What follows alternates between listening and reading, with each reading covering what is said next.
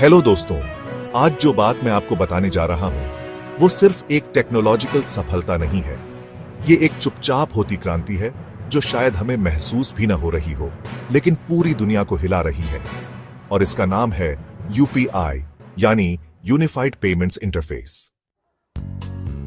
अब जरा सुनिए, मई 2025 में भारत ने यूपीआई ट्रांजैक्शंस के मामले में इतिहास रच दिया। ट्रांजैक्शंस की संख्या रही 18.66 अरब और इसकी वैल्यू थी 25,14,000 करोड़ रुपए, यानी करीब $294 बिलियन। सोचिए, ये सिर्फ एक महीने की बात है।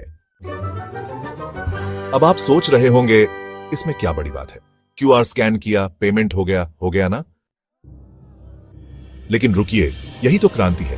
पहले क्या होता था?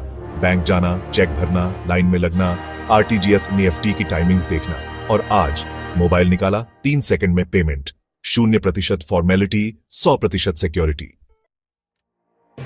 और दोस्तों, यहां पर मैं आपको याद दिला दूं, अगर आप ऐसे ही रिसर्च बेस्ड वीडियो देखना चाहते हैं जिसमें बातों में दम हो और आंकड़ों का मतलब हो, तो चैनल को सब्सक्राइब जरूर करिए। इससे हमारा हौसला भी बढ़ता है और आपको जानकारी भी मिलती रहती है। अब वापस आते हैं। यूपीआई सिर्फ पेमेंट का तरीका नहीं रहा, यह अब एक आर्थिक आजादी का प्रतीक बन चुका है।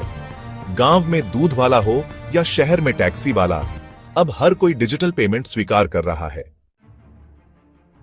2016 में जब यूपीआई की शुरुआत हुई थी, तब कोई सोच भी नहीं सकता था कि एक दिन हम कैशलेस इकोनॉमी की तरफ इतनी तेजी से बढ़ेंगे।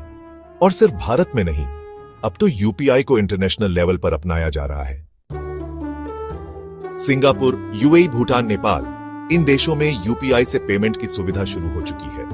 मतलब अब एनआरआई भाई भी इंडिया में अपने घर वालों को सेकंड्स में पैसा भेज सकते हैं, और वो भी बिना किसी एक्स्ट्रा चार्ज के। अब जरा सोचिए, ऐसा सिस्टम अगर अमेरिका या यूरोप में होता तो क्या होता? खबरों में हर दिन चर्चा होती। लेकिन हमने इसे इतना नेचुरल बना दिया है कि अब ये हमारी रोजमर्रा की जिंदगी का हिस्सा बन चुका है। और इसका असली श्रेय जाता है NPCI, national payments corporation of India को, जिन्होंने यूपीआई को डिजाइन किया। और दूसरा बड़ा रोल भारत सरकार और आरबीआई का है, जिन्होंने डिजिटल ट्रांजैक्शंस को न सिर्फ प्रमोट किया, बल्कि आधार, मोबाइल और बैंक अकाउंट को जोड़कर जैम ट्रिनिटी बनाई। यही वो मॉडल है जो आज दुनिया कॉपी करना चाहती है। और सबसे बड़ी बात, ये सब कुछ बिना किसी ट्रांजैक्शन फीस के हुआ। सोचिए, वीएसा और मास्टरकार्ड जैसी बड़ी इंटरनेशनल कंपनियां जहां हर स्वाइप पर मोटा कमीशन लेती हैं, वहीं यूपीआई सब कुछ फ्री में करवा रहा है। यह भारत का टेक्नोलॉजिकल स्वदेशी जवाब है ग्लोबल सिस्टम को।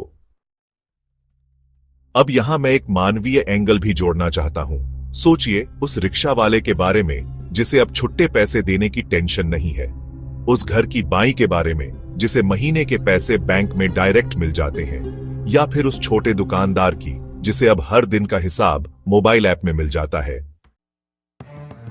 ये सिर्फ आंकड़े नहीं हैं, ये भारत के करोड़ों आम लोगों की जीत की कहानी है। और हां, अगर आप भी ऐसे बदलावों का हिस्सा बनना चाहते हैं, तो अगली बार जब कोई आपसे कहे कैश है क्या, तो मुस्कुराइए और कहिए यूपीआई कर दूं। और इसी बीच एक छोटी सी याद दिला दूं, अगर आप यहां तक वीडियो देख चुके हैं, तो इसका मतलब है आप भी हमारे देश के भविष्य को लेकर उतने ही जागरूक हैं जितना हम। तो चैनल को सब्सक्राइब जरूर करिए, ताकि हर बार जब भारत आगे बढ़े तो आप सबसे पहले जान सकें। अब जरा सोचिए, मई 2025 की सफलता के बाद अगला कदम क्या हो सकता है? क्या हम अब यूपीआई को अमेरिका और यूरोप तक ले जाएंगे? क्या रूपे और यूपीआई मिलकर दुनिया को टक्कर देंगे वीसा और मास्टरकार्ड को? संभव है दोस्तों, क्योंकि आज भारत में जो हो रहा है वो बाकी देशों के लिए अकल्पनीय है। तो अगली बार जब आप चाय की दुकान पर खड़े हो, क्यूआर कोड स्कैन करें, तो एक बार जरूर सोचिए, आप सिर्फ पेमेंट नहीं कर रहे, आप भारत के डिजिटल भविष्य में इन्वेस्ट कर रहे हैं।